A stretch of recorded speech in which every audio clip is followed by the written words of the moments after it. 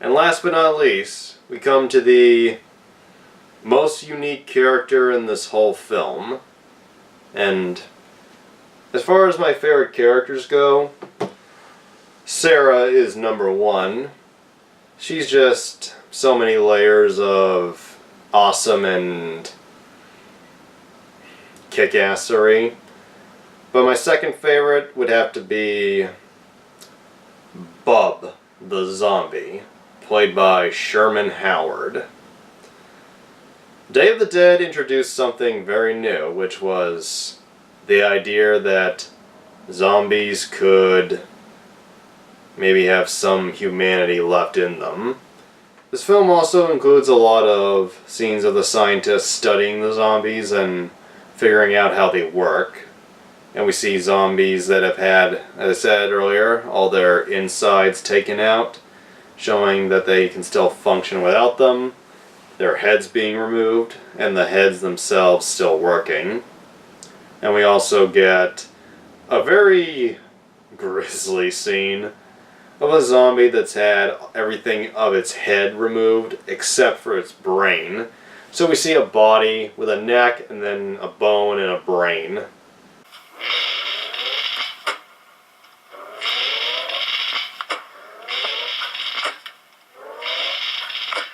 And next to all that medical gruesomeness, we have Bub. The parts with the Bub character are actually very touching. Bub is the only zombie that Logan has been able to train to not want to eat humans. And watching these scenes back when I was like 16, I think, all I could think was, like, this film makes you think that having a zombie as a pet would be a good idea. But yeah, he's taught Bub to not want to eat on impulse, and he gives Bub stuff from the time before the apocalypse epidemic. And Bub is familiar with some of these objects, notably a shaving razor, a book, which by the way is, and it's very torn up, but it's very clear when we see an overhead shot. The book is Salem's Lot by Stephen King, another occasional collaborator Romero had back in the day.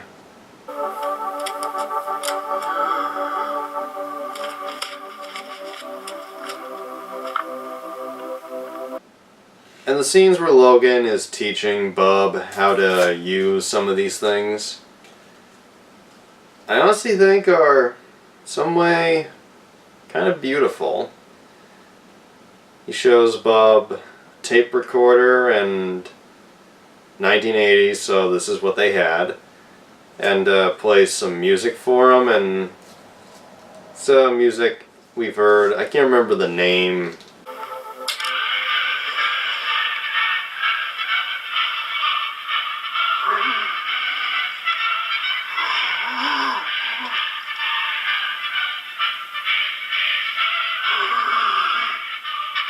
It's very touching, and in a way, Logan has made Bub see him almost as a father. And the scene where Captain Rhodes and Steele see Bub for the first time leads to a very hilarious moment where Logan gives Bub a telephone. It's not connected to anything, but he gives it to him. And he tells him, I guess just because he thought this would be a good practice line, he tells him, while holding the phone, to say, "Hello, Aunt Alicia," and Bub goes,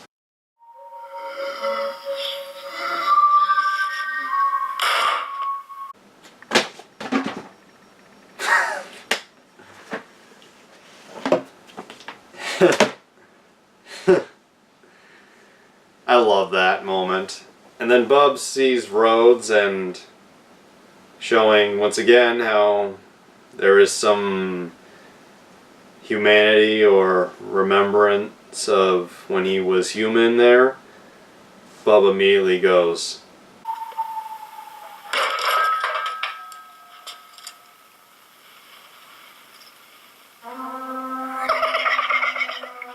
and Rhodes refuses to salute back, creating a sense of antagonization with Bub. Return a salute and see what he does.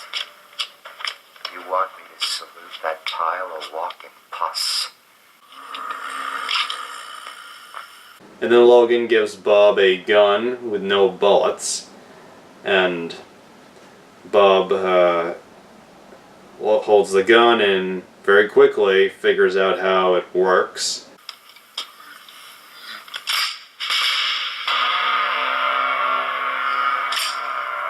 And standing and observing, Bub raises the gun, points it at Rhodes, and pulls the trigger.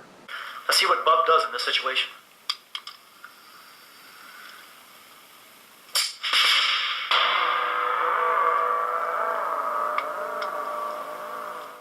In a way, a very chilling moment, showing while they've trained him not to want to eat people on instinct, there is still the want to kill. And some people might think that's just because he's a zombie, but I think it's because of that brief moment between him and Rhodes, and this does not win the military over at all. What the fuck is wrong with you people? They're dead! They're fucking dead, and you want to teach them tricks? While rounding up, like, zombies that are in the underground bunker, but they've blocked them off for further experiments.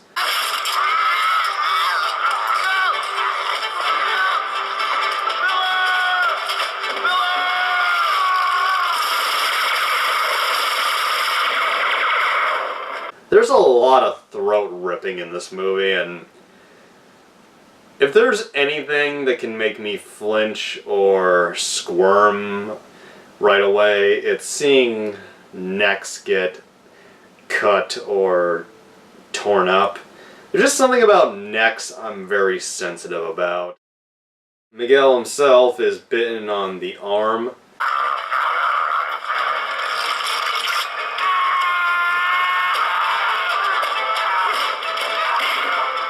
And Sarah, who I believe he and her have broken up after having first a physical and then a verbal fight.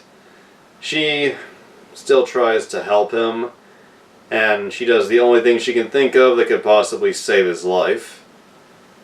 She amputates the half of his arm that's been bitten.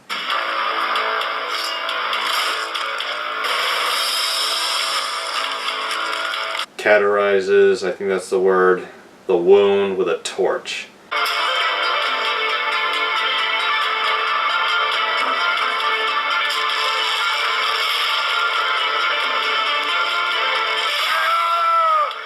And Rhodes, Steele, Rickles, they've had enough with Miguel, and Rhodes says the scientists are on their own at this point.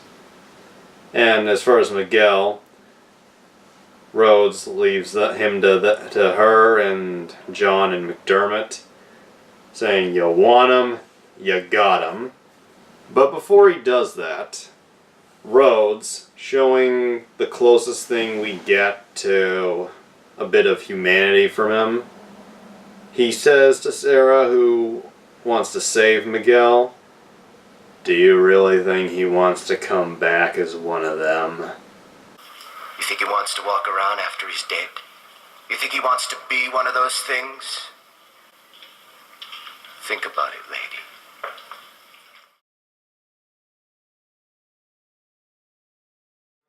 And now it is time once again to enter the spoiler area.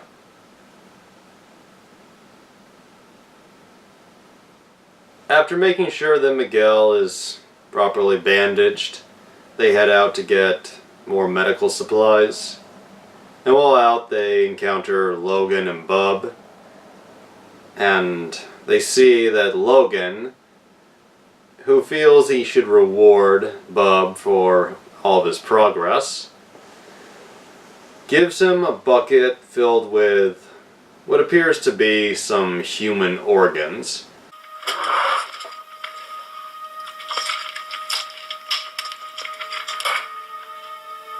What is that? And as much as I love this film, this is one scene that I never really got. The characters are horrified that Logan is feeding Bub human parts. And then Rhodes and his men come in, and Rhodes is infuriated to find out that Logan has been using the dead bodies of his fallen soldiers to experiment on and to feed to Bub.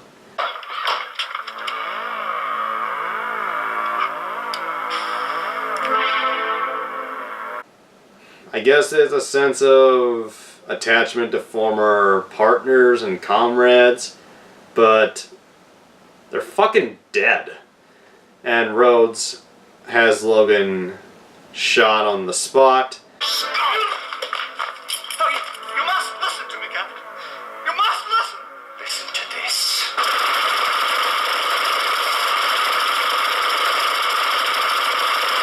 And Rhodes screams, grabbing all the scientists.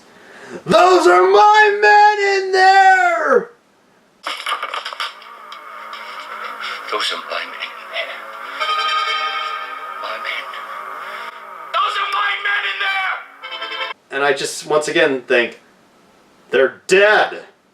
It's not like they can do anything else, and given how this is the zombie age, being dead doesn't really seem like it's something to respect or treat with gloves anymore.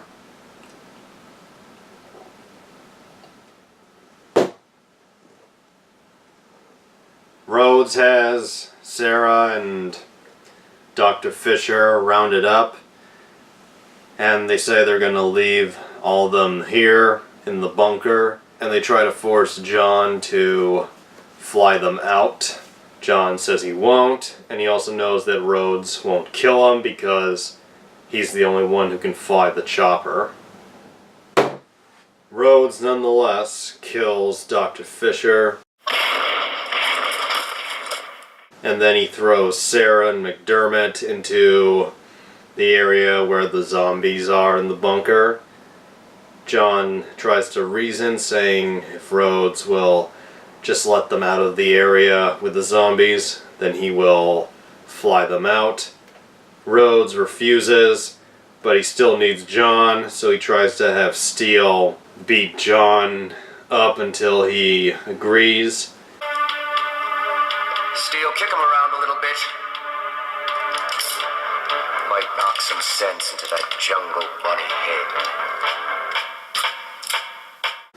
And as all this is going on, Miguel, with his half-amputated arm all bandaged up, heads to the elevator that connects to the helicopter pad on the surface. It seems like he's decided he doesn't want to live, and maybe this shows that he's being selfish, or maybe he's deciding to take out those he feels responsible. It's unclear just how sympathetic you can find him at this point, but it's a little sad, I think, just seeing someone so broken and destroyed by what's happened. And it's unclear if he was also intending for what he was going to do to take out the scientists, but he opens the gate, keeping the zombies out above ground, and he lets them into the bunker, and as he lowers the elevator, they eat him alive.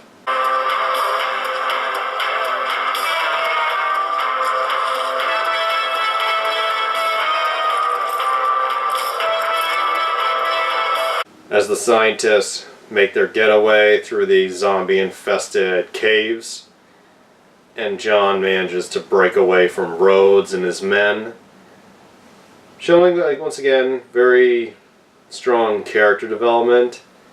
He chooses not to kill Rhodes and break for it, and heads after Sarah and McDermott.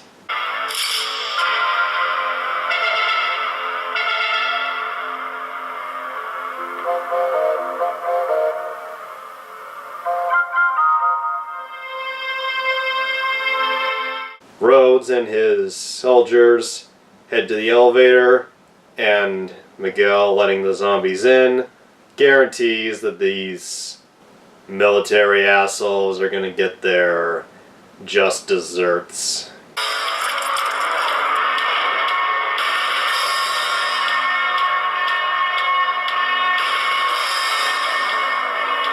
And showing even more of what a fucking ass cunt the Captain Rhodes character is.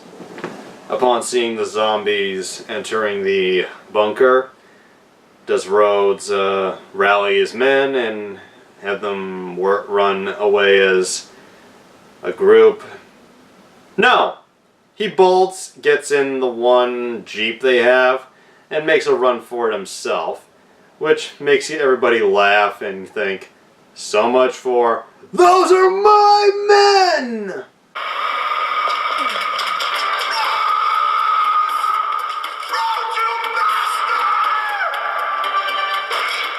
The zombies overflow, and every actor playing these zombies does a fantastic job getting the walk down, the groaning, the lurch. And as all this is going on, Bub breaks free of his chains and finds Logan's dead body. And Bub at first doesn't realize he's dead and tries to show him he broke his chains, almost like he's proud and he wants to show his dad this thing he accomplished. And upon realizing that Logan is dead, Bub has a pretty well acted breakdown in zombie mode. And then he sees a dropped gun, and we get probably the most awesome sequence in this film. I mean, there are a lot of awesome sequences, but this particular sequence stands out to me the most. Bub takes the gun and hunts down Rhodes.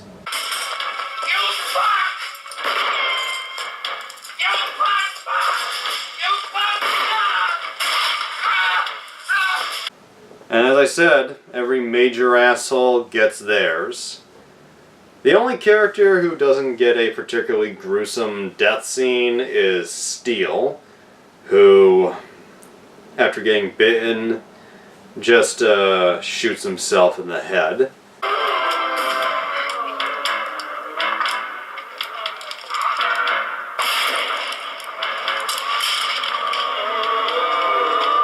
Captain Rhodes' death, on the other hand, ho, man. Bub is shooting at Rhodes, who is hit several times and can barely walk near the end.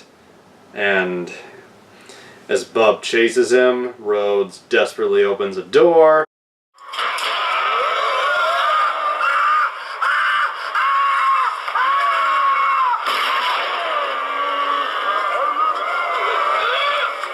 And as they pull Rhodes down and rip him to shreds with their fingers and teeth, Bub just stands tall and goes,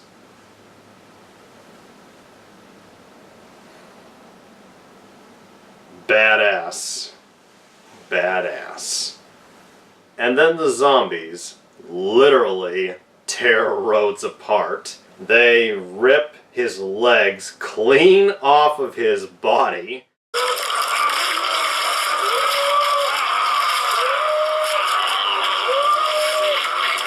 And as they eat his guts, he just sits there And even though I hate Rhodes and he deserves every bit of pain he gets at the end, I will admit his final line was a pretty cool line. As they eat him up, he goes,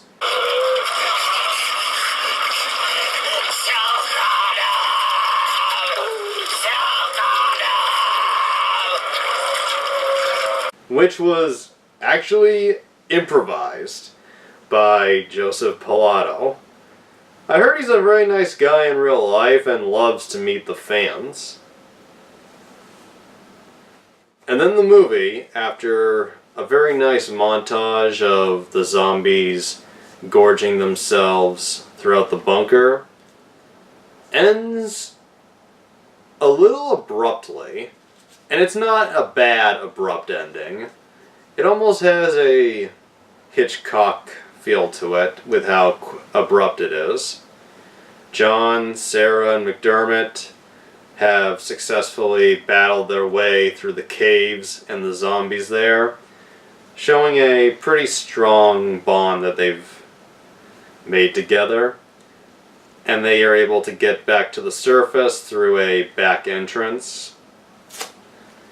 And getting to the helicopter, it almost seems like there's a zombie in the helicopter. And then we suddenly see that it was a nightmare that Sarah was having. She has actually a few in this film.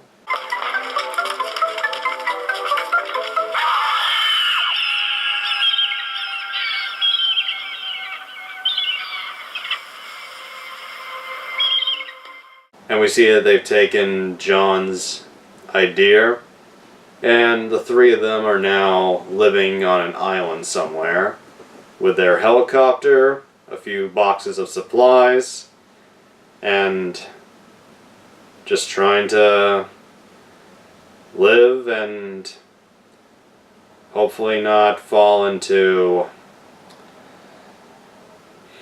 total hopelessness again.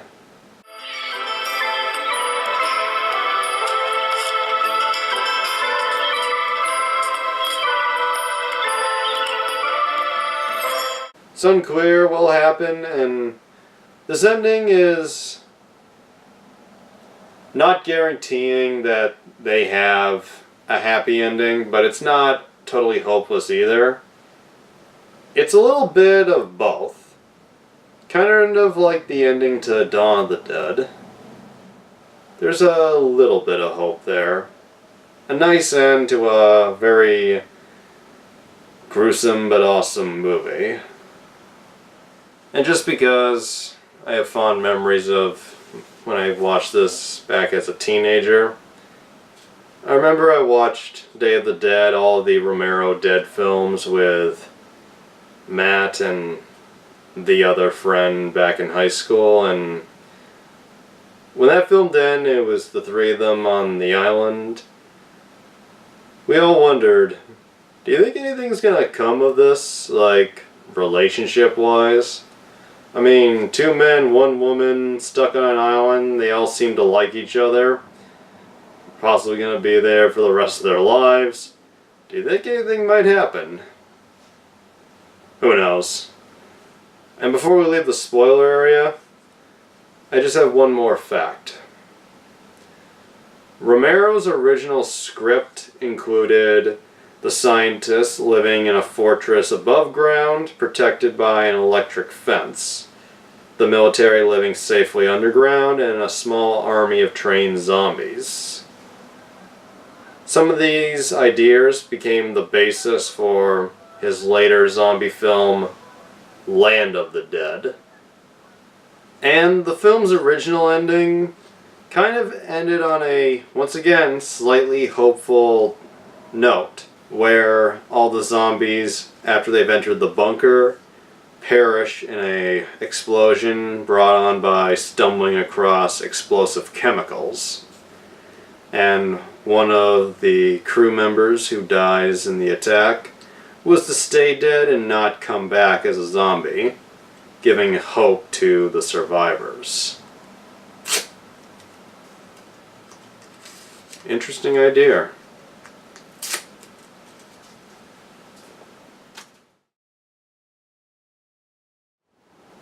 this has been my review of George A. Romero's Day of the Dead.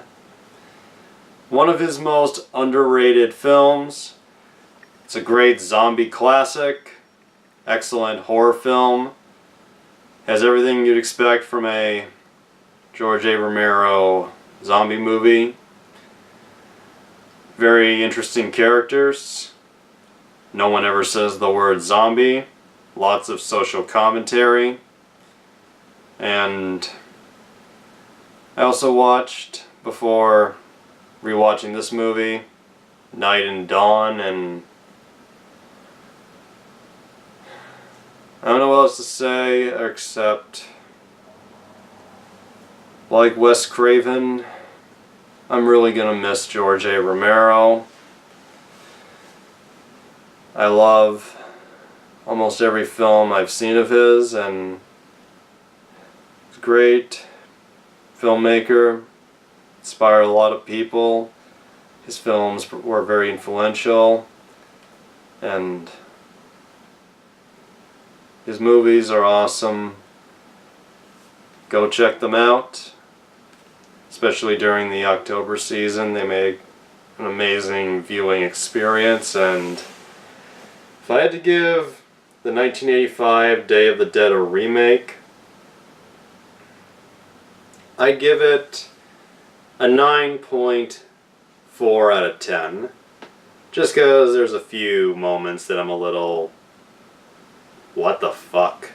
But for the most part, truly an excellent film. If you love zombies, you will love it. And I think that's a perfect place to end. To George A. Romero, the king of the zombies.